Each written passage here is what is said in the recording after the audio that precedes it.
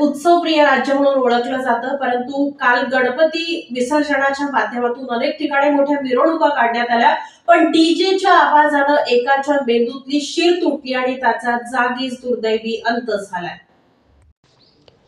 डीजेच्या आवाजामुळे या व्यक्तीला ब्रेन हॅमरेज झाला। दिल्लीमध्ये डीजेच्या आवाजाने एका व्यक्तीचा मृत्यू झालाय।